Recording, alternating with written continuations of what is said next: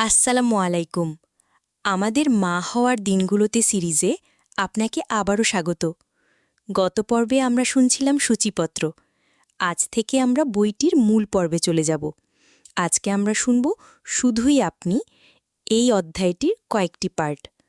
প্রথম পার্ট, অভিনন্দন। অভিনন্দন, আপনি মা হতে চলেছেন। আলহামদুলিল্লাহ, আমাদের দোয়াগুলো কবুল হয়েছে এবং আল্লাহ তাআলার অশেষ রহমতে একটি উত্তম উপহার আমাদের মধ্যে বেড়ে উঠছে। আমাদের অনেকেই প্রথমবার মা হওয়ার এই মধুর স্মৃতিটি পরম যত্নে আগলে রাখেন। এই সময়ে একজন নারী যেন সম্পূর্ণ ভিন্ন এক মানুষে রূপান্তরিত হয়ে যান। গর্ভাবস্থা কেবল একটি শারীরিক প্রক্রিয়া নয়, বরং এটি উত্তেজনা, আশঙ্কা, আনন্দ ও বিভিন্ন প্রশ্ন দিয়ে পরিপূর্ণ একটি মনস্তাত্ত্বিক আবেগময় যাত্রা। একজন মায়ের জন্য এই সময়টি বড় রকমের মানসিক পরিবর্তন ও প্রস্তুতির সময়, কারণ এই মুহূর্ত থেকেই মাতৃত্বের জীবনব্যাপী এক যাত্রা শুরু হয়। মুসলিম এবং অমুসলিম সকল নারী তাদের নিজ নিজ সন্তানের জন্য সবচেয়ে উত্তম জিনিসই প্রত্যাশা করেন। আমরা প্রত্যেকে জানি যে মা মানে কেবল সন্তানকে সেরা পুষ্টিয়ার, সুন্দর পোশাক, দুধ কিংবা দামি খেলনা কিনে দেওয়া নয়, বরং একজন নারীর পরিপূর্ণ সার্থকতা লুকিয়ে থাকে মা হিসেবে সন্তানের জন্য সর্বোচ্চ চেষ্টার মাঝে। একজন উত্তম মা হওয়ার প্রস্তুতি হিসেবে কেবল সন্তানের জন্য একগাদা কেনাকাটা করলেই যথেষ্ট হবে না, বরং দোয়া, পরিশ্রম এবং প্রচেষ্টার সম্মিলনে নিজেদের ঢেলে সাজাতে হবে। 9 মাসের এই বিশেষ সময়টাকে অনেক নারী মহান আল্লাহ সুবহানাহু ওয়া তাআলার পথে প্রত্যাবর্তনের সুবর্ণ সময় বলে মনে করেন। নিজেদের আত্মিক পরিশুদ্ধি ও পরিবর্তনের জন্য এ সময়টিতে আমরা দৃঢ় প্রতিজ্ঞ থাকি। নিজেদের আচার-আচরণ, বাহ্যিকতা ইত্যাদি নিয়ে খুব সচেতন হয়ে যাই, কারণ অনাগত নতুন অতিথির প্রথম শিক্ষক হব আমরাই। তারা আমাদের দেখে অনেক কিছু রপ্ত করবে। ব্যাপারগুলো নিয়ে আগে হয়তো কখনো ভাবিনি, কিন্তু যে নতুন সত্তা আমাদের উসিলায় দুনিয়ায় আসতে যাচ্ছে, তাকে সর্বোত্তম পন্থায় বড় করতে গেলে এ সকল আত্মিক প্রস্তুতি আমাদের অবশ্যই থাকতে হবে। দ্বিতীয় পাঠ, একজন মা হয়ে ওঠা। সন্তান ধারণের বিষয়টি আদতে বিশেষ কোনো যুক্তিসঙ্গত সিদ্ধান্ত নয়।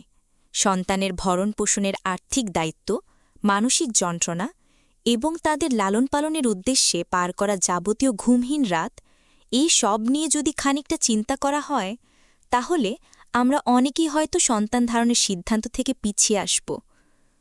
আপাতদৃষ্টিতে এই উক্তিটি হাস্যকর মনে হলেও দুঃখজনক ব্যাপার হল, সন্তান জন্মদানের বিষয়ে বর্তমানে বহু নারীর চিন্তাভাবনা ঠিক এরকমই। গ্যানেলবার উক্তির সাথে আরও যুক্ত করেন, তাহলে কেন অধিকাংশ নারীর সিদ্ধান্তকে সকল নারীর পছন্দ বলে চালিয়ে দেওয়া হবে? তিনি যদিও একটি মজাদার প্রশ্ন করেছেন, কিন্তু প্রশ্নটার কোনো উত্তর তিনি দেননি। তিনি জানতে চেয়েছেন, কেন আমরা মা হতে চাই। এ প্রশ্নের সদুত্তর যেহেতু তার কাছে পাওয়া যায়নি, প্রশ্নটা আমরা নিজেরাই নিজেদের করতে পারি। সন্তান ধারণের ব্যাপারটিকে আমি মা হতে চাই না বলে আমরা অধিকাংশই বলি আমি বাচ্চা নিতে চাই। বাচ্চারা খুবই মিষ্টি ও আদরণীয় হলেও মা হওয়ার ব্যাপারটি অনেকটাই বিষণ্ণ আর ক্লান্তিকর দায়িত্ব ভরপুর। সম্ভবত একটি নতুন সত্তাকে নিজের ভেতরে ধারণের বিষয়টি যখন জানতে পারি, তখন থেকেই মা হওয়ার অনুভূতিটা আমরা উপলব্ধি করতে শুরু করি। আমরা কেন মা হতে চাই, এ প্রশ্নটি খুবই আবশ্যকীয়, কেননা এর সাথে মা হতে চাওয়ার উদ্দেশ্য জড়িয়ে আছে। আর এ প্রশ্নটি তখনই আসে যখন কিনা মা হতে চাওয়ার ব্যাপারটি আমরা প্রথমবারের মতো চিন্তা করি। এই যে মা হতে চাওয়ার ইচ্ছা, এর গুরুত্ব সর্বোচ্চ, কারণ রাসূলুল্লাহ সাল্লাল্লাহু আলাইহি ওয়াসাল্লাম বলেছেন, সমস্ত কাজের ফলাফল নির্ভর করে নিয়ত বা ইচ্ছার উপর, আর প্রত্যেক ব্যক্তি তাই পাবে যা সে ইচ্ছা করে। সন্তান নিতে চাওয়ার কারণ বিশ্লেষণ করা একটি অতীব গুরুত্বপূর্ণ বিষয়। এর গুরুত্ব বিবেচনার জন্য আমরা নবীজি সাল্লাল্লাহু আলাইহি ওয়াসাল্লামের হাদিসটির উপর আলোকপাত করতে পারি। সন্তান ধারণের বেলায় যদি আমাদের উদ্দেশ্য উত্তম এবং পবিত্র হয়, তাহলে সন্তানদের সাথে কাটানো প্রতিটি মুহূর্তের জন্য আমাদের আমলনামায় সওয়াব যুক্ত হতে থাকবে। আল্লাহ সুবহানাহু ওয়া তাআলার সন্তুষ্টি অর্জনই যদি বাচ্চা নেওয়ার প্রধান উদ্দেশ্য হয়, তাহলে ধরে নিতে পারি আমাদের গর্ভাবস্থা, সন্তান এবং তাদের সাথে কাটানো আমাদের জীবন সবকিছুই ফলপ্রসূ হবে ইনশাআল্লাহ। আর মা হওয়ার ক্ষেত্রে আল্লাহরই অশেষ রহমত অর্জনে দৃঢ় আস্থাই আমাদের সাফল্যের পথে এগিয়ে নিয়ে যাবে। এখন তাহলে জ্ঞানের উত্থাপিত প্রশ্ন, কেন অধিকাংশ মহিলা সন্তান নেওয়ার সিদ্ধান্ত গ্রহণ করে, এর উত্তরে আমরা ফিতরত তথা সহজাত মানব প্রকৃতির কথা বলতে পারি। মুসলিম হিসেবে আল্লাহ সুবহানাহু ওয়া তাআলার ইবাদত করা আমাদের ফিতরাত। উত্তম পরিবার গঠন এবং উত্তম বংশবৃদ্ধির বাসনাও ফিতরাতের অন্তর্ভুক্ত। সন্তান নেওয়ার কামনা এবং মা হওয়ার ইচ্ছা লালন করাও এক ধরনের ফিতরত। নবীজি সাল্লাল্লাহু আলাইহি ওয়াসাল্লাম বলেছেন, নিশ্চয়ই মায়ের পায়ের নিচে সন্তানের বেহেশত। মা হওয়ার সহজাত ইচ্ছাটি খুব সুন্দরভাবে এ হাদিসে উঠে এসেছে। আল্লাহ সুবহানাহু ওয়া তাআলা আমাদেরই বুঝিয়েছেন যে জীবনের সমস্ত কাজের মধ্যে মাতৃত্ব অত্যাধিক মূল্যবান এবং জীবনের উদ্দেশ্য রক্ষণের অংশ। মা হিসেবে সন্তানের জীবনে একজন নারীর এই ভূমিকা এবং তার প্রতিফল তাকে মাতৃত্বের পরিপূর্ণ স্বাদ এনে দেবে ইনশাআল্লাহ। তৃতীয় পার্ট, মহিমা। গর্ভকালীন সময়ে আমাদের জীবনে মায়ের মর্যাদা এক নতুন রূপে ধরা দেয়। প্রকৃতপক্ষে এ সময়ে আমরা আমাদের মায়েদের ভোগকৃত সকল কষ্ট নিজেদের মতো করে অনুভব করতে পারি। আর সত্যি বলতে এই পর্যায়ে এসেই আমরা কেবল মাতৃত্বের আসল স্বাদ আস্বাদন করতে পারি। পবিত্র কোরআন কারিমে আল্লাহ তাআলা মাতৃত্ব, গর্ভ অবস্থা এবং স্তন্য পান করানো বিষয়ে ঘোষণা করেছেন, وَوَصَّيْنَا الْإِنسَانَ بِوَالِدَيْهِ إِحْسَانًا حَمَلَتْهُ أُمُّهُ وَوَضَعَتْهُ كُرْهًا وَحَمْلُهُ وَفِصَالُهُ 30 شهرا حتى إذا بلغ أشده وبلغ 40 سنة قال ربي أوزعني أن أشكر نعمتك التي أنعمت علي وعلى والدي وأن أعمل صالحا ترضاه وأصلح لي في ذريتي أني تبت إليك وإني من المسلمين। আমি মানুষকে তার মাতাপিতার প্রতি সদয় ব্যবহারের নির্দেশ দিয়েছি, কেননা তার মা তাকে কষ্টের সাথে গর্ভে ধারণ করে এবং কষ্টের সাথে প্রসব করে। তার গর্ভধারণ ও দুধ ছাড়ানোর সময়কাল 30 মাস। ক্রমে সে পূর্ণ শক্তি প্রাপ্ত হয় এবং 40 বছরে উপনীত হওয়ার পর বলে, হে আমার রব, আপনি আমাকে সামর্থ্য দেন যাতে আমি আপনার কৃতজ্ঞতা প্রকাশ করতে পারি আমার প্রতি ও আমার মাতাপিতার প্রতি আপনি যে অনুগ্রহ করেছেন তার জন্য, এবং যাতে আমি সৎ কাজ করতে পারি যা আপনি পছন্দ করেন। আমার জন্য আমার সন্তান সন্ততিদের সৎকর্ম পরায়ণ করবেন। আমি আপনারই অভিমুখী হলাম এবং আত্মসমর্পণ করলাম। কোরআন কারিমের অনেক স্থানে আল্লাহ সুবহানাহু ওয়া তাআলা ঘোষণা করেছেন, ওয়াসাইনাল ইনসানা বিওয়ালিদাইহি হামালাতুহু উম্মুহু ওয়াহানা আলা ওয়াহনিন ওয়া ফিসুলুহু ফি আমাইনি আনিশকুরলি ওয়ালিওয়ালিদাইকা ইলাইয়াল মাসির। আর আমি মানুষকে তার পিতামাতার সাথে সদ্ব্যবহারের জোর নির্দেশ দিয়েছি। তার মা তাকে কষ্টের পর কষ্ট করে গর্ভে ধারণ করেছে। তার দুধ ছাড়ানো 2 বছরে হয়। নির্দেশ দিয়েছি যে আমার প্রতি ও তোমার পিতামাতার প্রতি কৃতজ্ঞ হও। অবশেষে আমারই কাছে ফিরে আসতে হবে। গর্ভাবস্থা এবং স্তন্যপান করানোকে বিশেষভাবে উল্লেখ করে আল্লাহ সুবহানাহু ওয়া তাআলা 2টি নির্দেশনা দিয়েছেন। প্রথম, মাতাপিতার সাথে ভালো আচরণ করা। দ্বিতীয়, আল্লাহ তাআলা এবং মাতাপিতার প্রতি কৃতজ্ঞতা প্রকাশ করা। এই পৃথিবীর আলো দেখার আগ থেকেই মা আমাদের ভালোবেসেছেন এবং গর্ভকালীন সময়ের সকল কষ্ট হাসি মুখে সহ্য করেছেন।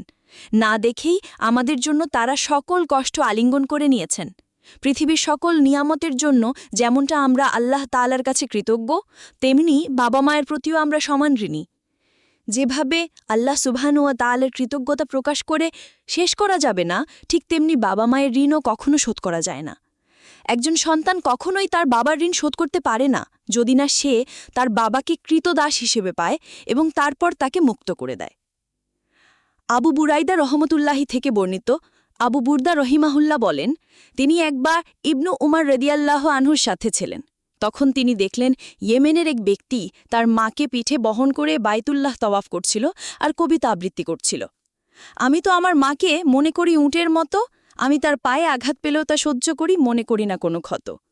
এভাবে নিজের মাকে পিঠে বহন করতে করতে এবং কবিতা আবৃত্তি করতে করতে ওই লোকটি ইবনু উমর রাদিয়াল্লাহু আনহুকে জিজ্ঞেস করলেন, আমি কি আমার মায়ের প্রতিদান দিতে পেরেছি বলে আপনি মনে করেন? জবাবে ইবনু উমর বললেন, কখনোই নয়।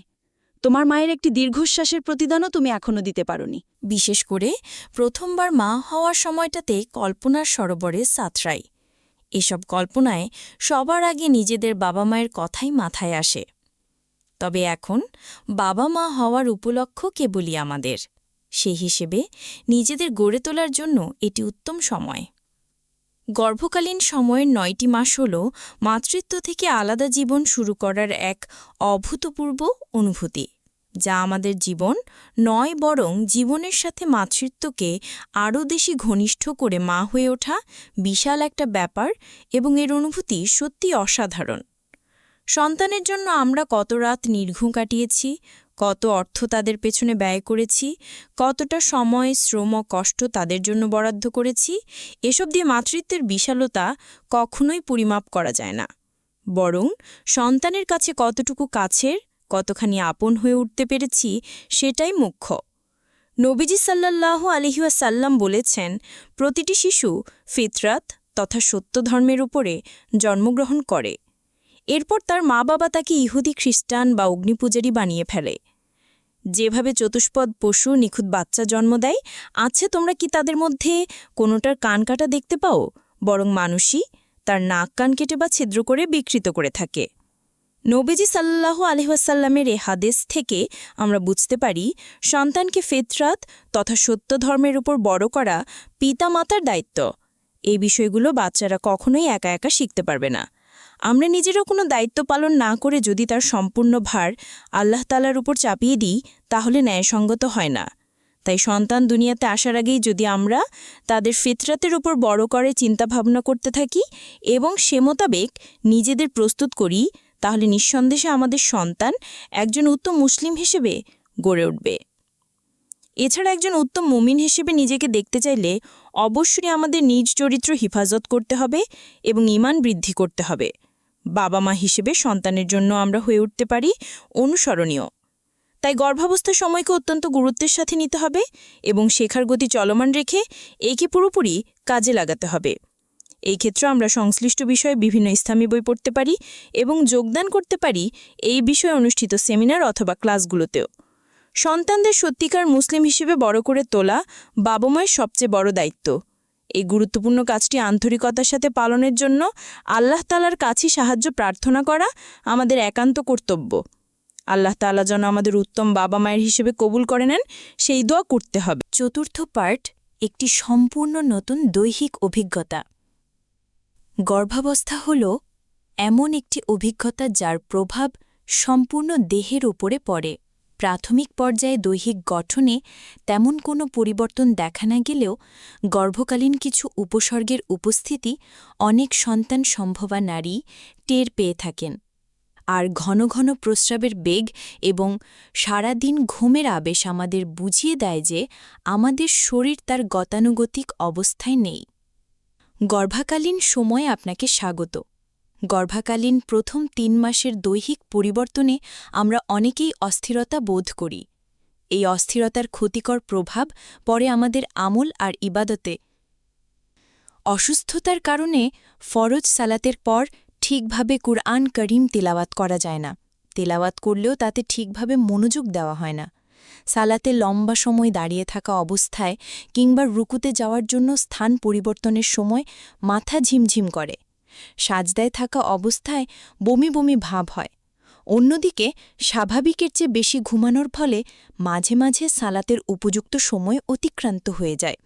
উপরন্তু কাজের সক্রিয়তা বেশ কম থাকায় সবকিছু শেষ করতেও অনেকটা সময় লেগে যায়। দৈনন্দিন জীবনের এই পরিবর্তন দেখে মনে হতে পারে যে আমরা সময় নষ্ট বা আলসেমি করছি। প্রাপ্তির খাতাও শূন্য মনে হতে পারে। তবে আমাদের মনে রাখতে হবে যে এই সময়ে ঠিক এটাই স্বাভাবিক এবং প্রত্যাশিত। আমরা গর্ভবতী, এটা আমাদের স্বাভাবিক দৈহিক অবস্থা নয়। আমরা পুরোপুরি সুস্থও নই। তাই এই সময়ে দেহের চাহিদাগুলো ঠিকভাবে বুঝতে পারা এবং সেই অনুযায়ী সাড়া দেওয়া আমাদের জন্য আবশ্যক। ভুলে গেলে চলবে না, এটা শুধু নিজের খেয়াল রাখার বিষয় নয়, তথাপি আমাদের ভেতর বেড়ে ওঠা একটা ছোট্ট ও নির্ভরশীল সত্তাকে আগলে রাখাও বটে। এই সময়ে দেহের চাহিদাগুলো সম্পূর্ণরূপে মূল্যায়ন করতে হবে। বিশ্রামের প্রয়োজন হলে বসি কিংবা ঘুমিয়ে শরীরকে বিশ্রাম দিতে হবে আর খাবারের ব্যাপারে বেছে নিতে হবে আমাদের পছন্দের খাবারটাই, কারণ এটা হলো সুন্নাহসম্মত কাজ। তাই মুরগির মাংসের ঘ্রাণ যদি আমাদের অসুস্থ করে ফেলে তাহলে সেটা না খাওয়াই উচিত এবং এই খেতে না পারা নিয়ে মন খারাপ করা যাবে না। কোনটা ভালো আর কোনটা খারাপ সেটা আমাদের শরীরই ভালো বোঝে, তাই সেই অনুযায়ী চলা আমাদের কর্তব্য। রাসূলুল্লাহ সাল্লাল্লাহু আলাইহি ওয়াসাল্লাম কখনো কোনো খাবার খারাপ বলেননি। খাবার পছন্দ হলে খেয়েছেন, আর অপছন্দ হলে কোনো কিছু না বলে সেটা রেখে দিয়েছেন। একই সাথে মনে রাখতে হবে আমরা কিন্তু অসুস্থ নই, সুতরাং ইবাদতের বেলায় কোনো রকম ওজর পেশ করা যাবে না। গর্ভাবস্থায় আমল পথে কোনো প্রতিবন্ধকতা নয়, বরং আমল ইবাদত চালিয়ে নিরবিচ্ছিন্নভাবে এক সুবর্ণ সুযোগ। সালাতের মাধ্যমে মহান আল্লাহকে স্মরণ করার জন্য এই ৯টি মাস এক নিয়ামত স্বরূপ, কারণ এই সময় আমাদের ঋতুচক্র সাময়িকভাবে বন্ধ থাকে, তাই কোনোভাবে একে হেলায় নষ্ট করা যাবে না। দৈহিক সুস্বাস্থ্য বজায় রাখার পাশাপাশি আত্মিক উন্নতি লাভের জন্য গর্ভকালীন সময় হল অতীব গুরুত্বপূর্ণ একটি নিয়ামত। অতএব শারীরিক পরিবর্তনের অজুহাতে সালাত পরিত্যাগের কথা চিন্তা করা বোকামি ছাড়া আর কিছুই নয়।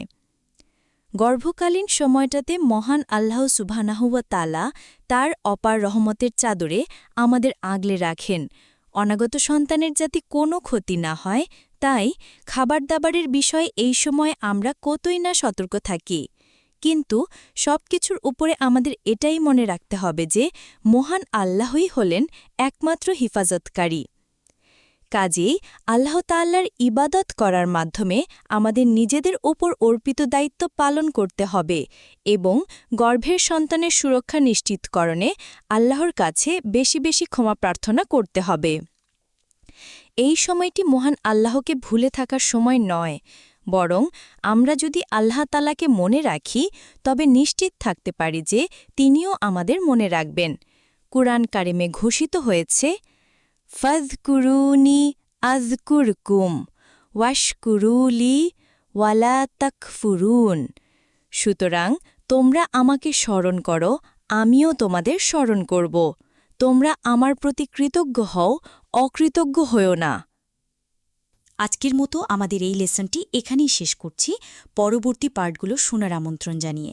পরবর্তী অধ্যায়ে আমরা আরও বিস্তারিত জানার চেষ্টা করব, তাই আপনারা আমাদের সাথেই থাকুন এবং চ্যানেলটিকে সাবস্ক্রাইব করে রাখুন পরে অধ্যায়টির নোটিফিকেশন পাওয়ার জন্য। ধন্যবাদ। আসসালামু আলাইকুম।